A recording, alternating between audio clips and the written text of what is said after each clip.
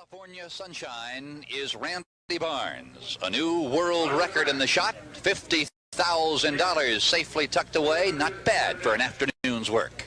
Well, I have a big question. Is Foot Locker ready if he breaks it again for another 50? Shoot it in, Phil. That's right. Certainly a three-pointer for Randy Barnes, and he has already established a world record and two personal bests in his first three throws here today. There you see Barnes. He mentioned to me also, he said, my lifting has never gone well. He talked about the bounding drills he's done. And I listened to him and I said, you know, as a 23-year-old, what I hear you saying is you've matured. And he said, yes. And I said, you've got focus more than you've ever had before. He said, I have. And I said, I've learned discipline too. So he's pulling all of these components together right now. And the guy can actually bench press 3 repetitions of 500 pounds and has done squats, Phil. Done squats, 9 of them in repetitions with 550 pounds 3 different times. I want to know if he can do a 550-pound squat with 50 pounds. Close to the fastest in the world. Now, right now, Randy Barnes back in the circle at the shot put, and Dwight, you've got him. Well, guys, up for his 5th throw. Again, the relaxation that should set in after the pressure of the world record being off. You can see through 73.11 1/4, 73.7 1/2. Both would have been personal records beyond what he came in with today. His 5th throw. The difference in technique, Randy Barnes 2 months ago to now, is astounding. He is throwing more like he did in 1988 at Seoul. In fact, he may even be throwing technically better than he did at Seoul. He's clearly throwing more technically well than he did when he set the world indoor record last year at the Sunkist meet in January. His footwork, I have never seen him in better position ever than he has been today. And obviously, he broke the world record today. He's actually done more and more running. He said as part of his training, Randy Barnes, all 302 pounds of him. And you talk about focusing this spring. He has been in Southern California, a northern suburb of San Diego, a little avocado growing community, Fallbrook, preparing for this world record attempt. And boy, he is way out over 73, 74 feet with his final throw of the afternoon.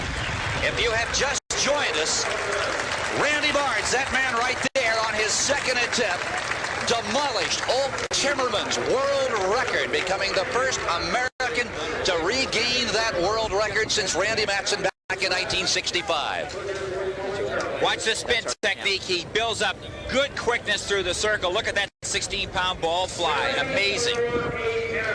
His final throw of the day, superb. 74 feet, 8 1/4 inches. He has every reason to raise that right hand.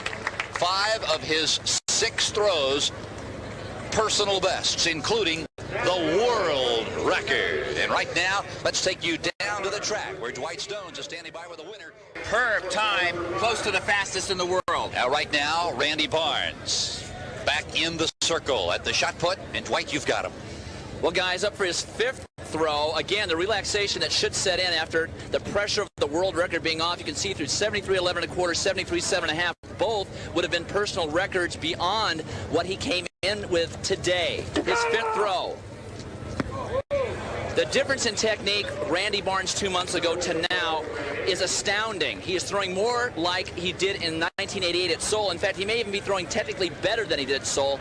He's clearly throwing more technically well than he did when he set the world indoor record last year at the Sunkist meet in January. His footwork, I have never seen him in better position ever than he has been today. And obviously, he broke the world record today.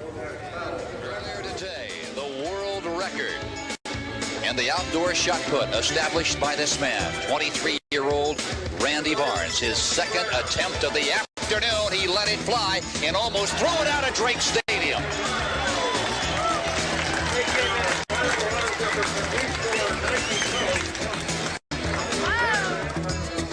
What a throw for that man right there, Randy Barnes.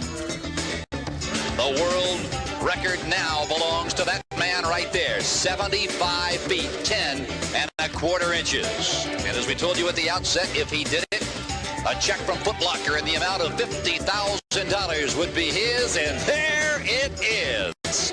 Not bad for a day's work.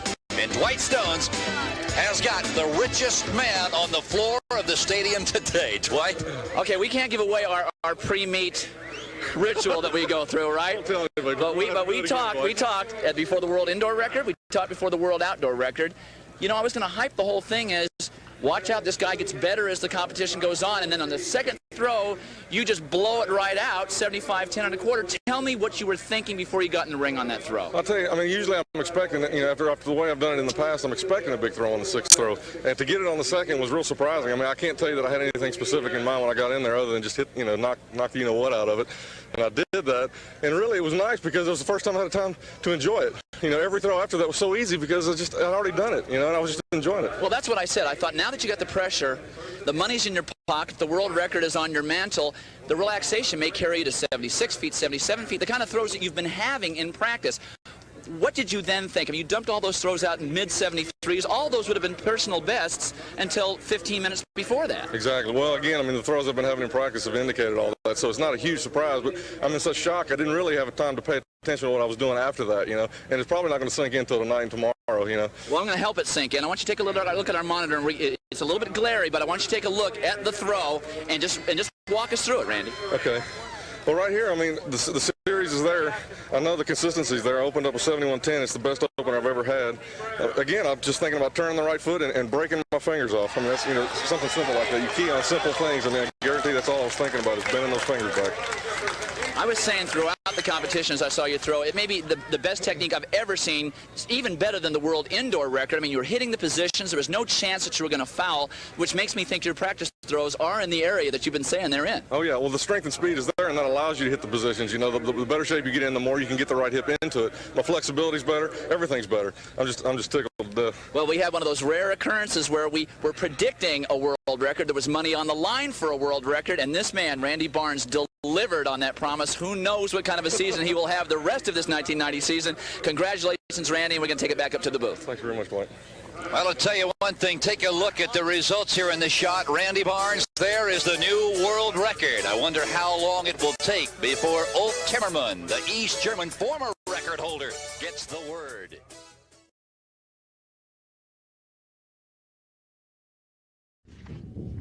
I'll be back.